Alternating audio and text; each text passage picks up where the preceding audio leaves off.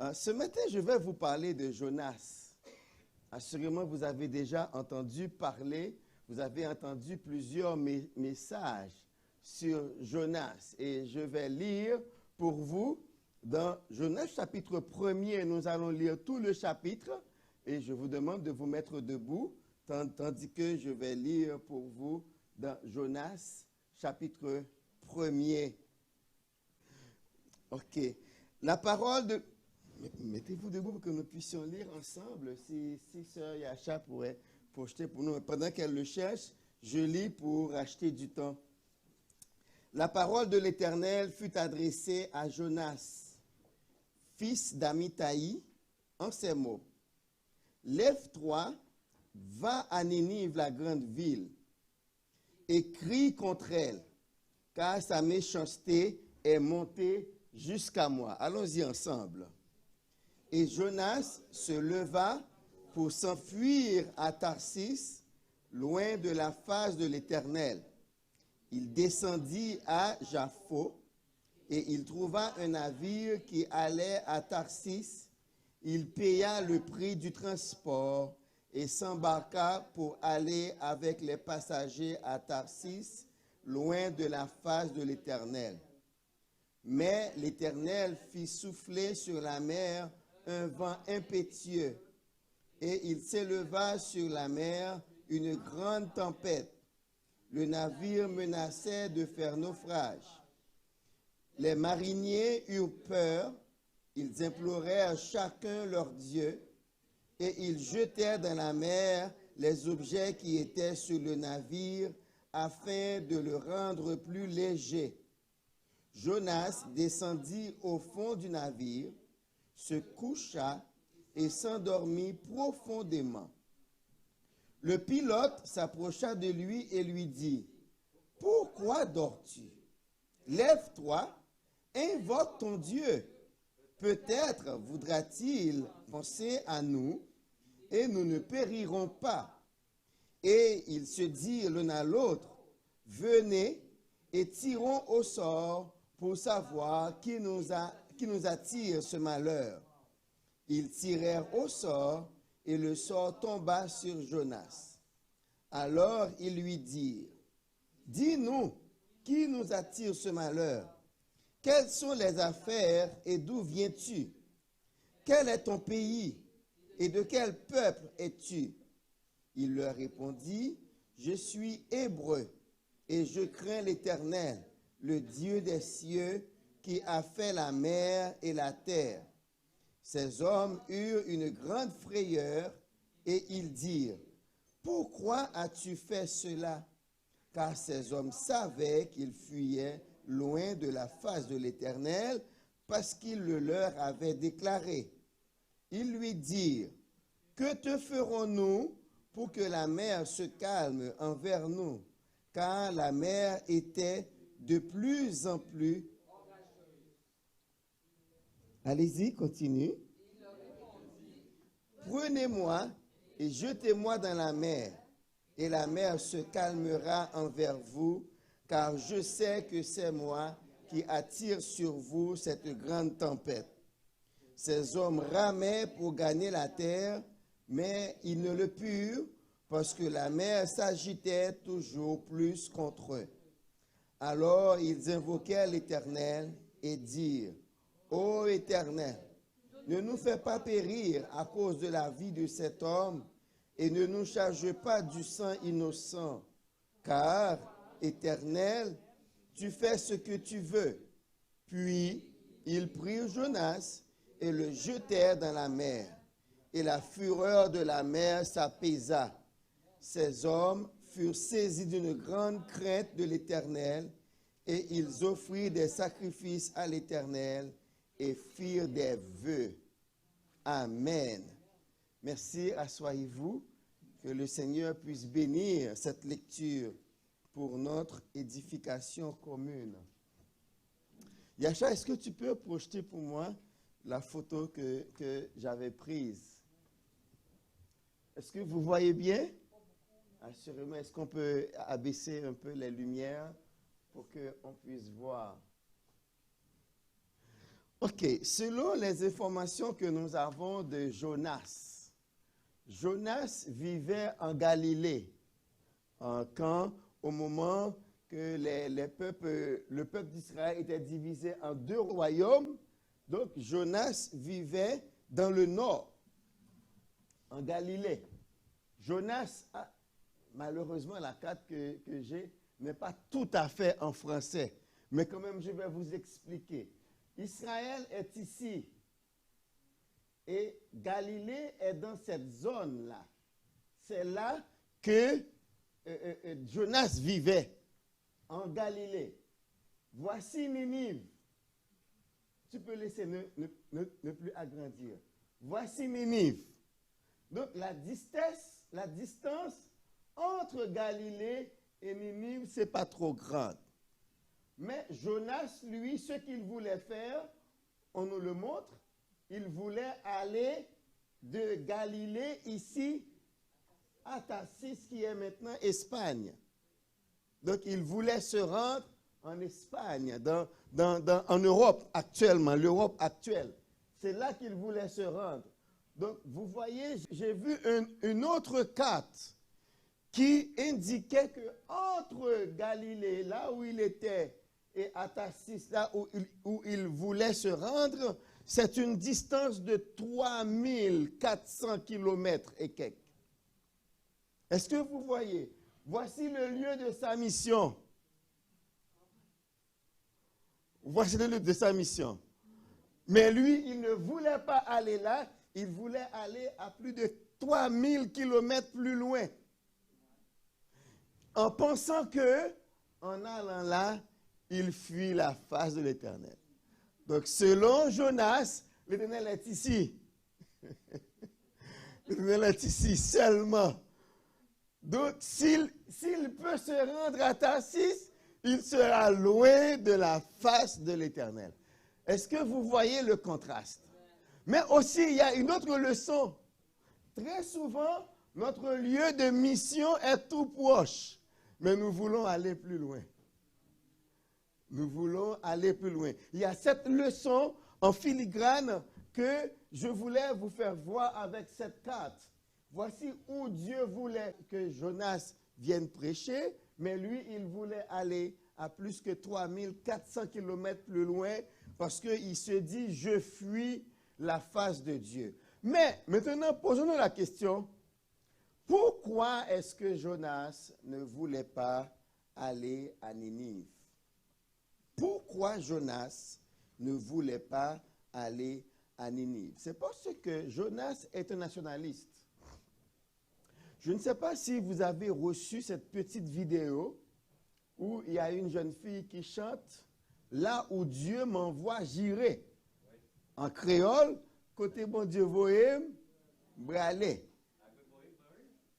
Côté bon Dieu voyem, m'bralé. Et il y a une autre qui dit que Dieu m'envoie en France, et la fille de dire « J'irai ». Que Dieu m'envoie aux États-Unis, j'irai. Que Dieu... Mais l'autre fille a dit, et s'il m'envoie à Grand Ravine? Ok, je vais vous expliquer. C'est un endroit de non-lieu où les bandits règnent. Ne peut pas aller Grand Ravine qui veut. On appelle ça un endroit de non-lieu. Ce sont les bandits qui sévissent là. Et à chaque fois, ils tirent, les gens doivent s'écarter pour ne pas recevoir des projectiles. Et pendant que la fille chantait, là où Dieu m'envoie, j'irai, et l'autre de dire, et si Dieu envoie à Grand Ravine? Et elle se mit à chanter, ou pas qu'à comprendre, moi, parce qu'on n'est pas en place, moi. Vous ne me comprendrez jamais parce que vous n'êtes pas dans ma peau. Hein? C'est ce qu'elle s'est mise à chanter au lieu de répondre, si Dieu m'envoie aussi à Grand Ravine, j'irai. Naturellement, on entend ça et on rit. Hein? On écoute ça et on rit, comme quoi bon, les gens de Grand Ravine, ils n'ont pas besoin d'entendre l'évangile et il n'y a aucun chrétien qui soit disposé à aller à Grand Ravine parce qu'on pense que c'est déjà se mettre en danger. Hein? On se rend vulnérable si on veut aller faire une tournée missionnaire à Grande Ravine, en Haïti, actuellement. Donc, même quand il y aurait des vies à sauver à Grande Ravine, vous n'allez pas trouver, non, vous n'allez pas trouver aucun chrétien maintenant qui voudrait se rendre, même quand il y aurait des vies à sauver. Or, vous allez trouver beaucoup de chrétiens qui critiquent Jonas, qui ne voulait pas aller à Ninive. Pourquoi est-ce que Jonas ne voulait pas aller à Ninive? Notez que, au début, nous avons lu dans Jonas chapitre 1er, on ne nous dit rien de la vie de Jonas. Seulement on dit, la parole de l'Éternel fut adressée à Jonas, fils d'Amittai. En ces mots. On ne dit pas grand-chose. Savez-vous pourquoi? C'est parce que Jonas était déjà connu. Où est-ce que Jonas était connu? Dans 2 Rois, chapitre 14, verset 25. Si vous allez lire dans 2 Rois 14, verset 25, vous allez voir que Jonas était déjà connu dans son milieu. Voilà pourquoi le livre commence seulement en disant « La parole de l'Éternel fut adressée à Jonas, fils d'Amittai ». Parce que nous le faisons également entre nous. Quand on parle d'un fait qui est déjà connu, on ne prend pas le temps d'expliquer la personne. Si je me mets à parler de pasteur Alain à quelqu'un qui est à l'église, est-ce que je vais prendre le temps pour dire c'est un Québécois qui est né en Gaspésie, non, qui parle de manière drôle parfois? Non.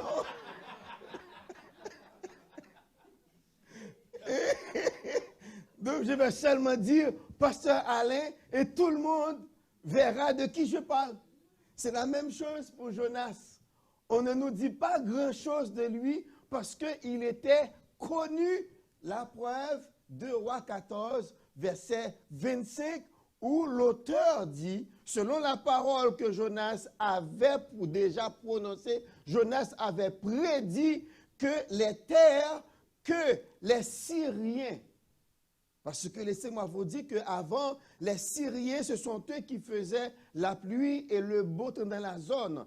Et les Syriens, selon 2 Rois 6, étaient en guerre avec le royaume d'Israël et la Syrie. Donc les Syriens avaient pris beaucoup de territoires qui appartenaient au royaume d'Israël dans le nord. Selon 2 Rois, chapitre 6, allez voir, et vous allez trouver le fameux verset où il est dit, ceux qui sont avec nous sont en plus grand nombre.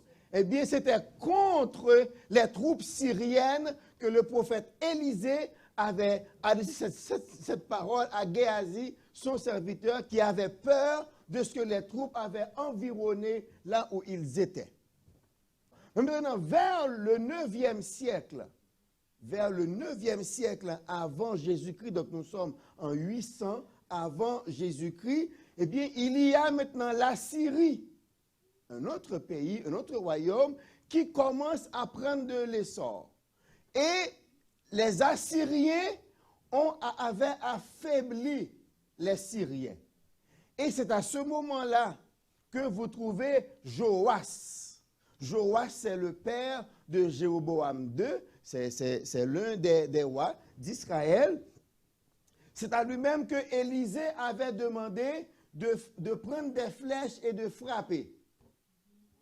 Vous allez voir ça dans 2 Rois, chapitre 13, et les versets 18 à 22, par là, dans 2 Rois 13. Et Élisée lui avait dit de frapper. Et lui, il a frappé 3 fois et il s'est arrêté. Il s'est dit, mais pourquoi tu as fait ça? Il fallait frapper 5 à 6 fois. Et ainsi, tu aurais pu anéantir les Syriens. Mais maintenant que tu as frappé seulement 3 fois, tu vas les battre seulement 3 fois. Et c'est au cours de ces guerres de Joas avec la Syrie qu'il a battu la Syrie 3 fois, selon la parole d'Élisée. Et puisque les Syriens étaient déjà affaiblis par la Syrie. Comme ça, Joas avait pu reprendre quelques territoires. Maintenant, vient le fils de Joas, Jéroboam II. C'est sous lequel vous allez avoir quand même le livre de Jonas. Hein? C'est sur Jéroboam II aussi que Amos va prophétiser. Et aussi, Ésaïe aussi va connaître un peu le règne de Jéroboam II. Donc, c'est sur Jéroboam que, effectivement, tous les territoires qu'Israël avait perdus vont revenir parce que les Syriens étant affaiblis, mais par contre, la Syrie montait en puissance. Et les Assyriens, c'était des gens très cruels. Les Assyriens, c'était des gens vraiment cruels.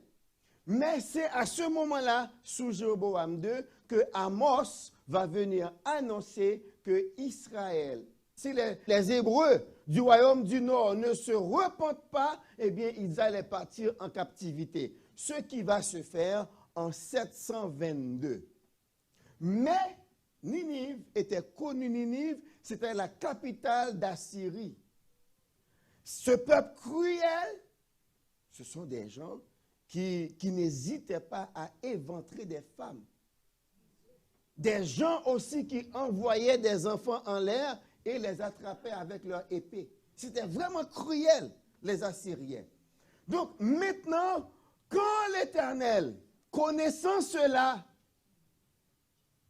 donc pas besoin de vous faire un portrait de ce qui se passe en Haïti actuellement avec les ISO, avec les, les 400 Maozo, avec les Tilapli, avec, vous les connaissez, hein, ce qui se passe, barbecue, ce qui se passe en Haïti, les bandits. Donc, les Assyriens étaient un petit peu pires. Hein? Ouais. Je suis très loin d'Haïti. Hein? Je parle de quelque chose que je ne sais pas. Je suis ici, à Laval, Québec, au Canada. J'entends ce qui se passe en Haïti via les nouvelles, les réseaux sociaux. Mais je ne suis pas là. OK? Mais on nous parle de ce que faisaient les Assyriens, les gens qui habitaient à Ninive.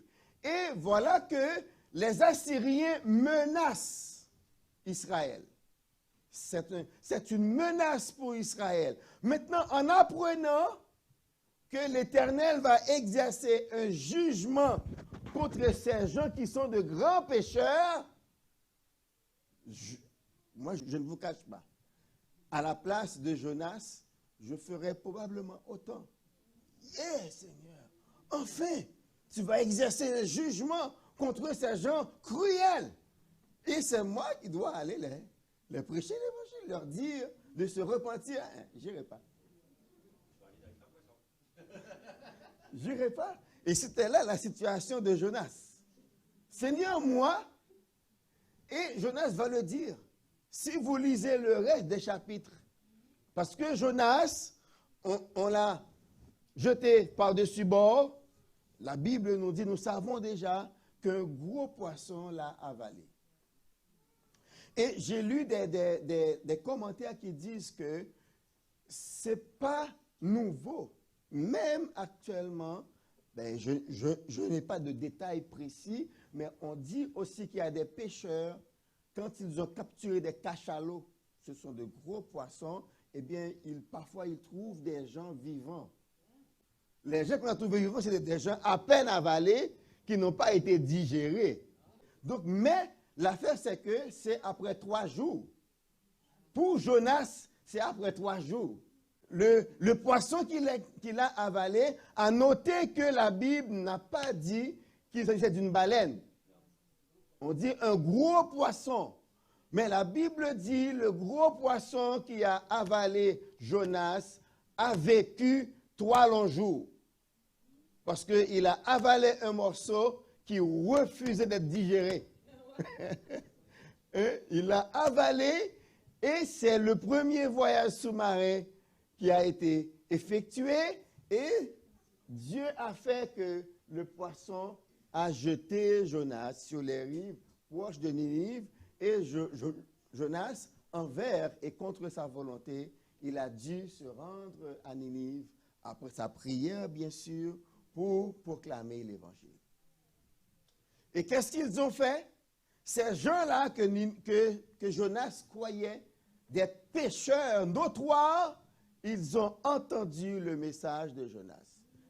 Voilà, dans 3 jours, si vous ne vous repentez pas, le Seigneur, le Dieu d'Israël, va vous éliminer. Et il a passé 3 jours à proclamer ce message. J'aimerais vous faire remarquer un contraste. Très souvent, vous ne voulez pas annoncer l'évangile à quelqu'un parce que vous dites, lui, c'est un grand pécheur, il ne va pas m'écouter. Lui, je le connais, il sacre à longueur de journée, je n'ai pas besoin de lui parler de Christ, il ne va pas m'écouter. Les Ninivites, tout pécheurs qu'ils étaient, ils ont entendu le message de Jonas, ils se sont humiliés devant Jonas. Ils se sont humiliés. On dit que le livre de Jonas a été écrit dans les années 793, si je ne m'abuse. De 93 à 53, si je ne m'abuse. Donc, on a relevé cette date. Or, la parole de Dieu a toujours ses effets. Oui, Ninive sera tombée, mais pas au temps de Jonas. Parce qu'avec le message de Jonas, les Ninivites ont entendu, ils ont compris que ce Dieu-là, il ne joue pas. Quand il dit une chose, il va le faire. Et les Ninivites se sont humiliés devant Dieu, le sac, la cendre, le jeûne. On dit que le roi a décrété un jeûne de 3 jours, avec décret royal que personne ne mange pendant 3 jours, parce que qui sait si ce Dieu-là ne va pas revenir de ce qu'il a voulu nous faire. Et exactement, Dieu a vu leur humiliation et Dieu a dit à Jonas, je vais les sauver. Et ça n'a pas plu à Jonas. Ça n'a pas plu. Je vous laisse le temps de lire pour voir comment, c'est pas beaucoup. Jonas, c'est seulement 4 petits chapitres. Vous pouvez lire ça en moins d'une demi-heure, en 15 minutes. Vous pouvez lire ça et vous allez voir ce qui s'est passé. Jonas s'était fâché contre Dieu. Il a même demandé la mort. Parce qu'à un certain moment, Dieu a fait pousser un ricin. Il jouissait de l'ombre de ce ricin, mais Dieu a envoyé un ver qui a piqué le ricin et le ricin est mort. Et là, puisqu'il n'a plus d'ombre et il était chauve, avec la chaleur du soleil, il a demandé la mort. Et Dieu lui a dit, regarde Jonas, tu t'es mis en peine à cause d'un ricin qui a grandi en un jour et qui a disparu un autre jour. Et cependant, tu ne voulais pas que je sauve cette population. Ninive, il y a une population des gens qui ne peuvent même pas distinguer leur main droite de leur main gauche. Je vous fais juste un résumé de cela. Qu'est-ce que je veux dire par là? Premièrement, très souvent, notre champ de mission est tout proche. Mais on veut aller plus loin. On oublie, acte 1er, verset 8. Le Saint-Esprit survenant sur vous, vous recevrez une puissance et vous serez mes témoins à Jérusalem d'abord, ensuite dans la Judée, ensuite à Samarie, ensuite jusqu'aux extrémités de la terre. Mais il ne faut pas négliger notre Jérusalem. Ce que vous voulez faire, vous pouvez le faire là. Et comme maintenant, presque beaucoup de gens ne peuvent pas voyager, vous pouvez voyager, mais les frontières sont fermées pour ceux-là qui n'ont pas le vaccin. Donc, les missions sont difficiles. Donc, on est obligé de rester ici. Notre champ de mission, c'est ici. Dieu nous appelle à proclamer l'Évangile. Qui sait s'il n'y a pas un Ninivite pécheur qui attend votre message. Personne ne dirait que les Ninivites allaient écouter ce que Jonas disait pour se repentir et voir Dieu se détourner d'eux tout le malheur qu'il voulait leur faire. Il y a des choses que j'aimerais partager avec vous. Jonas, le livre de Jonas, il y a quand même des gens pour critiquer le livre, pour dire que c'est une légende. Ce n'est pas vraiment une histoire, bien que le texte prend l'allure d'un récit historique, mais vous allez trouver des gens pour vous dire que c'est une légende, une histoire. C'est quelqu'un qui a fini de manger, il avait bien mangé, il a bu beaucoup de jus un après-midi, et puis il s'est assis sur le toit de sa maison et il dit, bon, je vais écrire une histoire. Et puis il a imaginé l'histoire de Jonas. Mais on nous dit que ce n'est pas vrai. Parce que la Bible nous présente Jonas comme quelqu'un qui a vécu. Je vous ai montré dans 2 Rois 14, verset 45. C'était un prophète connu. Est-ce que quelqu'un peut inventer une histoire sur un personnage connu et de plus lui donner le mauvais rôle dans l'histoire? C'est un personnage connu parce que si vous regardez dans les 4 chapitres de Jonas, Jonas n'a pas le bon rôle. Il fuit la face de Dieu. Ensuite, il s'irrite contre Dieu. Ensuite, il demande la mort. Donc, il n'a pas le bon rôle. Mais c'est qu'il y a des choses à apprendre dans le livre de Jonas. La première chose, nous avons un Dieu qui est compatissant. Notre Dieu ne fait exception de personne. Pierre va le dire plus tard à la conversion de Corneille. Il dit, je vois maintenant que Dieu ne fait exception de personne, mais en tout lieu, il honore celui qui invoque son nom. Donc notre Dieu, il ne regarde pas aux couleurs, à la couleur de la peau, il ne regarde pas au niveau intellectuel, il ne regarde pas à la fonction qu'on remplit. Non, non. Dès que vous invoquez son nom, la Bible dit, quiconque invoquera le nom du Seigneur sera sauvé. Il ne vous reste qu'à invoquer le nom de Jésus. Deuxième chose, je vous ai dit que Jonas vécut en Galilée, proche de Nazareth. Donc, Jésus connaissait le tombeau de Jonas. Et dans Matthieu chapitre 12, verset 40, et dans Luc 32, Jésus s'est comparé à Jonas. Quand les gens étaient venus lui demander de faire un signe miraculeux, il dit, une nation impudique demande des signes. Il ne recevra aucun autre signe que celui de Jonas. De même que Jonas a été 3 jours dans le ventre du poisson, de même que le Fils de l'homme sera lui aussi 3 jours dans le sein de la terre. En cela, Jésus a authentifié l'histoire de Jonas pour dire que non, non, ce n'est pas un conte pour enfants qu'un écrivain a inventé ou imaginé. C'est une histoire authentique. Car de même que Jonas a été 3 jours dans le ventre du poisson, eh bien moi aussi, je serai dans le sein de la terre. Une autre chose que j'aimerais vous faire remarquer. Les Ninivites, un seul message, un seul prophète, ils se sont repentis. Tandis que le peuple d'Israël, Dieu leur a envoyé toute une kyrielle de prophètes. Jérémie, Ésaïe, Michée, Nahum, Jonas, Joël, Habakkuk, Sophonie, Daniel, Ézéchiel. C'était des gens que Dieu a envoyés. Mais là, vous savez que le peuple a été emmené en captivité à 2 reprises. Le royaume du Nord en 722 et le royaume du Sud en 786 avant Jésus-Christ. Vous savez pourquoi?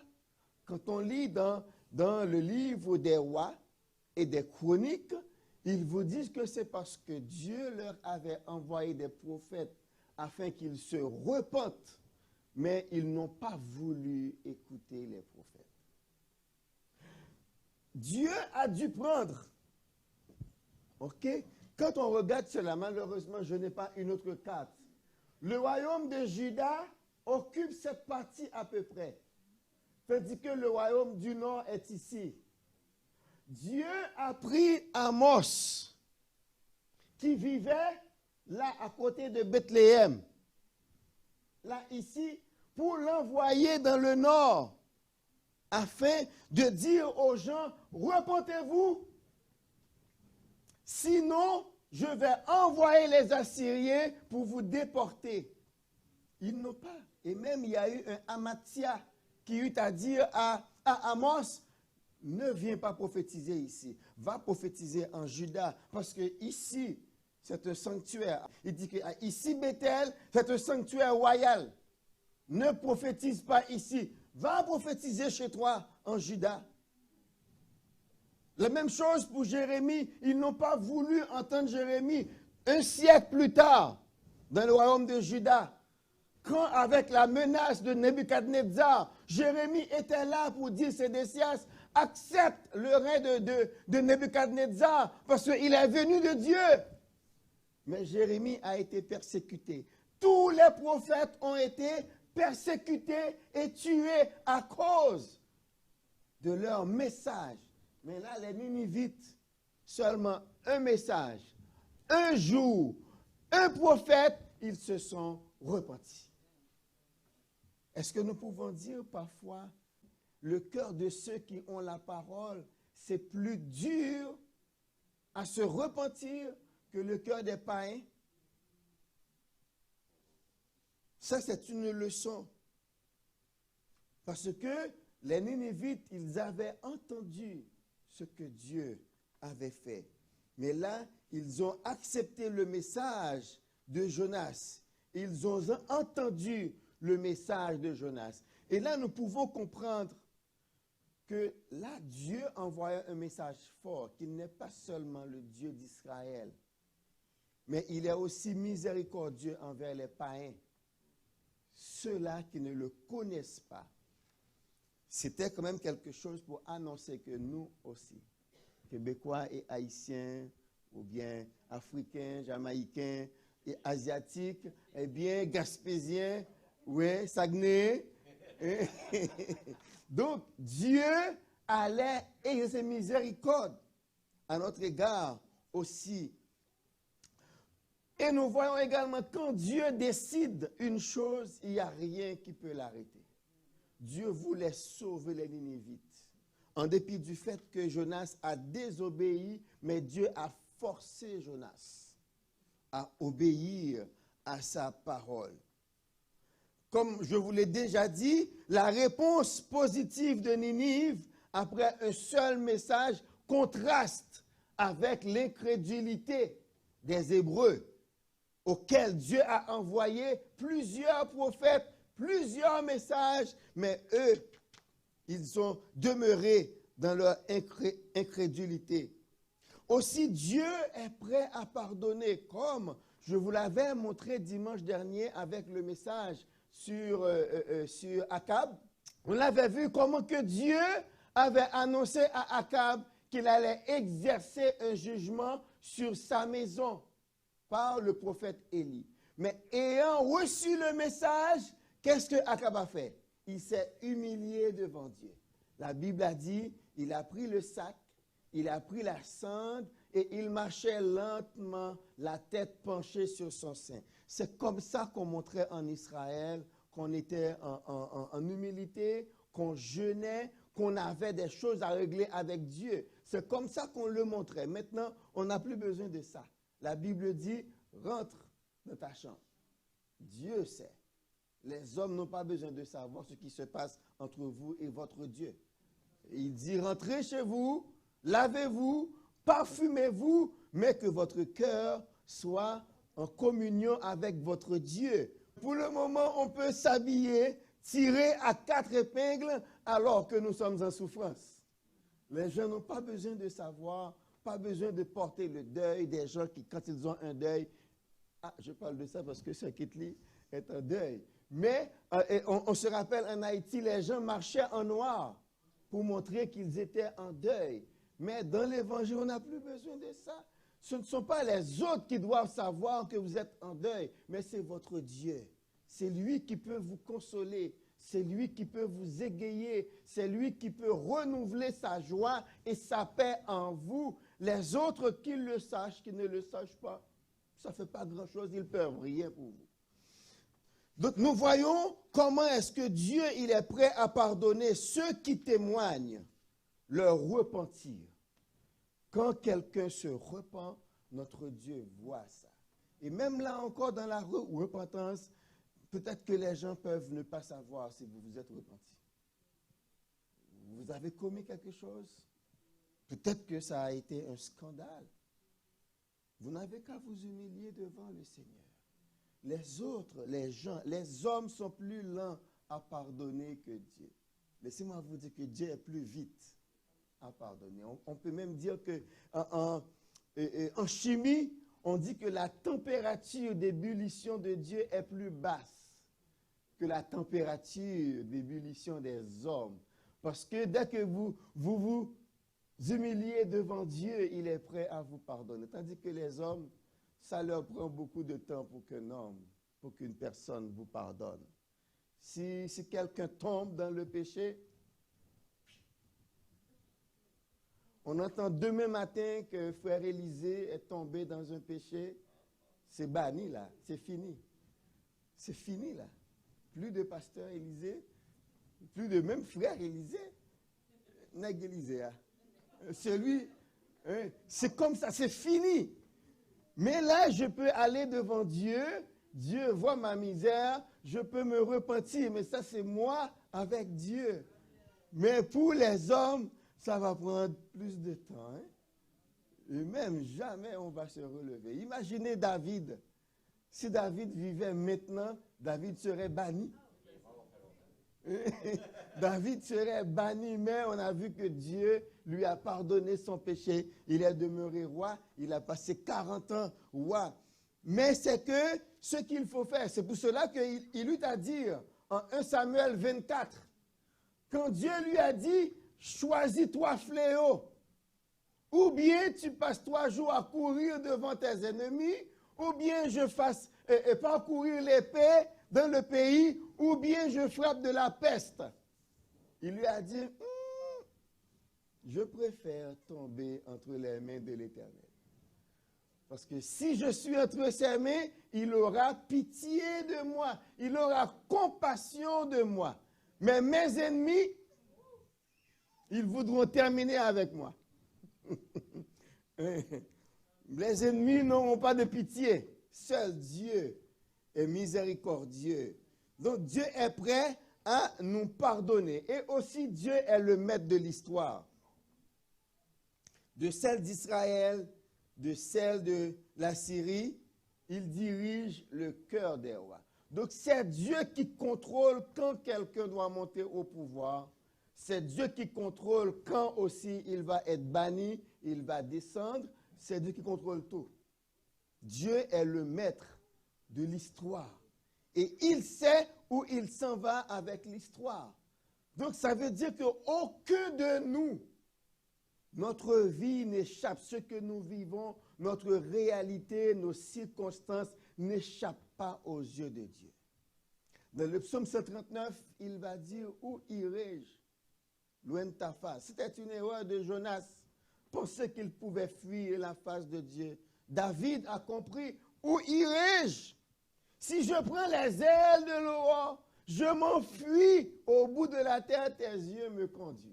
Si je dis, bon, que je vais creuser un trou et je vais m'enfuir dedans, dans les ténèbres deviennent lumière pour toi. C'est toi qui as créé la lumière. Il n'y a aucun endroit où on peut aller se cacher. Jonas, vous le pensez, en descendant dans la cale du bateau, Dieu n'allait pas le voir.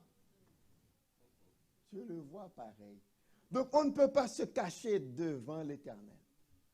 Donc, si vous ne pouvez pas vous cacher devant l'Éternel, autant le prendre comme partenaire. Il vaut mieux vivre avec lui, il vaut mieux lui parler. Moi, j'ai entendu des gens qui disent, ben, je sais que Dieu existe, mais à lui parler chaque jour. Erreur. Avec qui vous allez parler? Vous allez chercher un psychologue, il faut le payer à chaque séance. Vous voulez parler à un psychologue? Il faut le payer à chaque séance. Oui, mais c'est ça. C'est ça. Ils ont leurs propres problèmes qu'ils ne peuvent pas résoudre. Vous voulez un travailleur social? Bon, j'en suis un.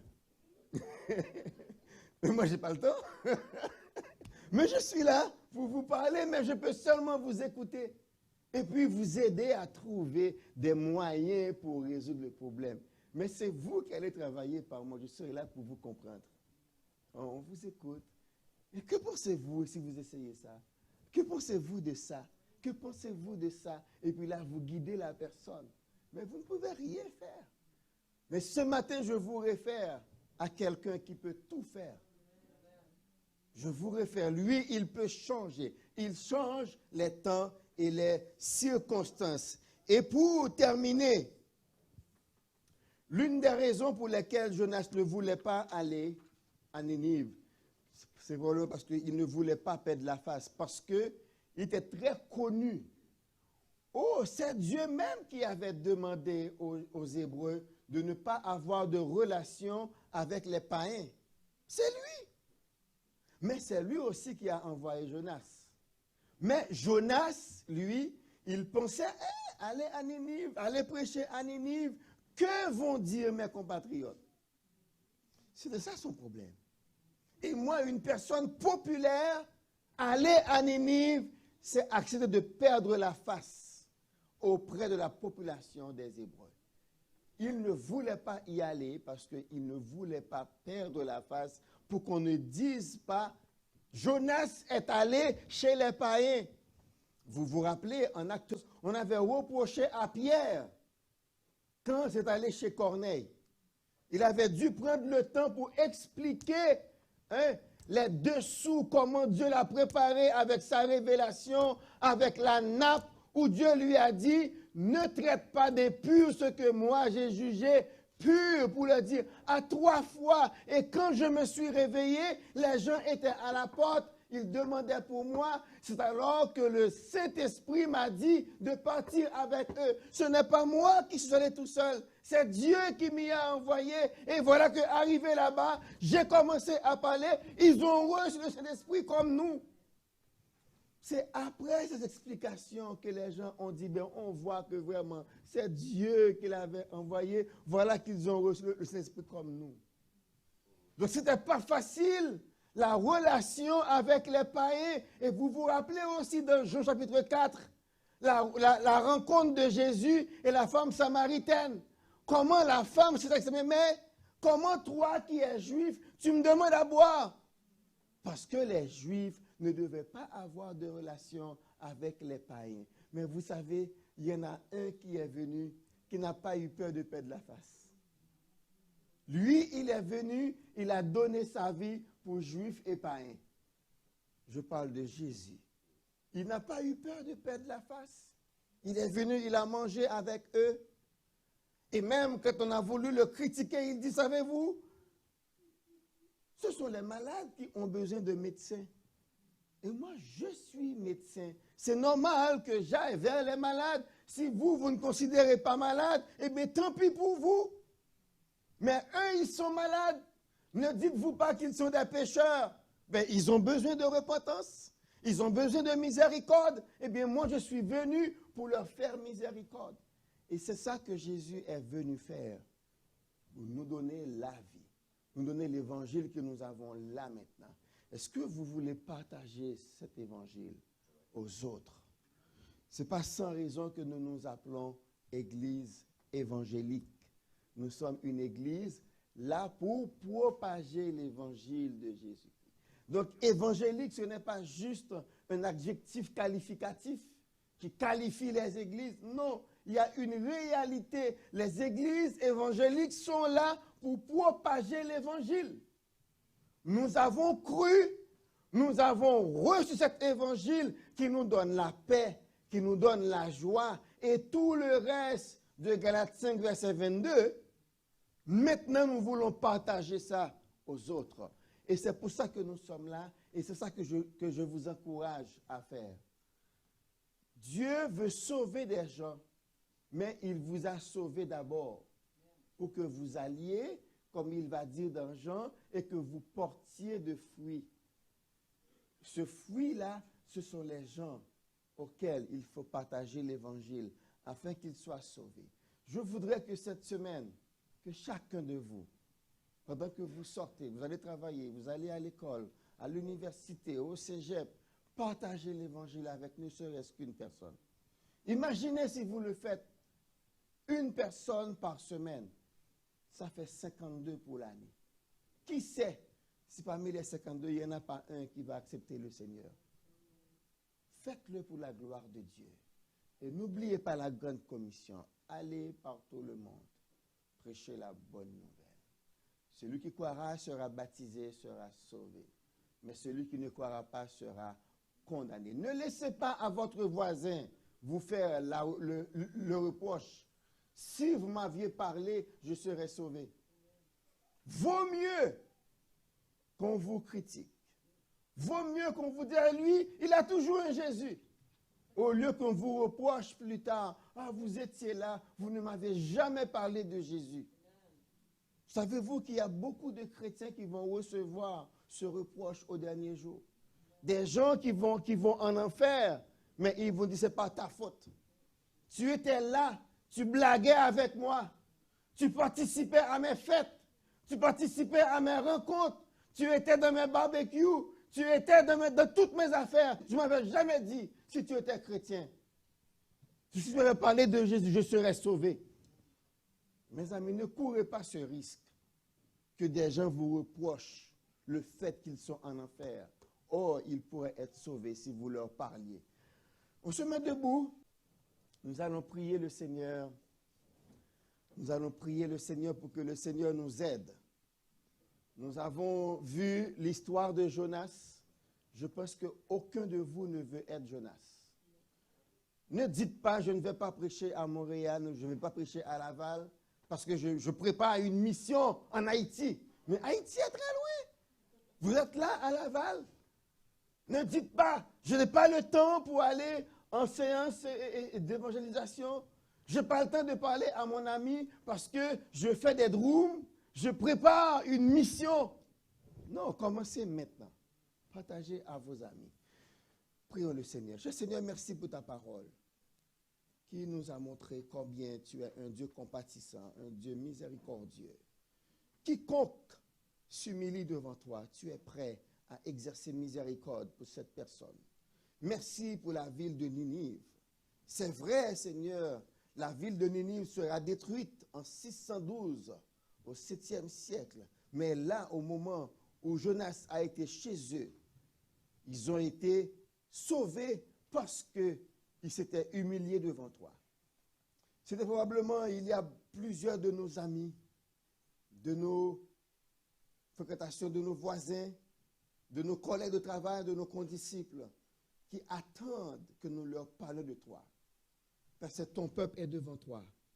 Nous allons terminer avec ce service. Ils vont retourner chez eux.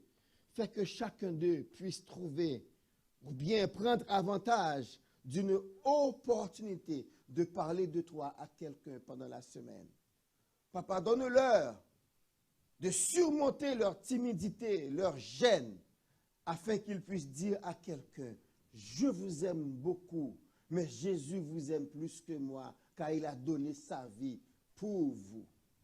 Papa, nous te prions, Père, de faire de nous une armée qui part chaque jour comme des conquérants afin de conquérir le monde pour le ciel.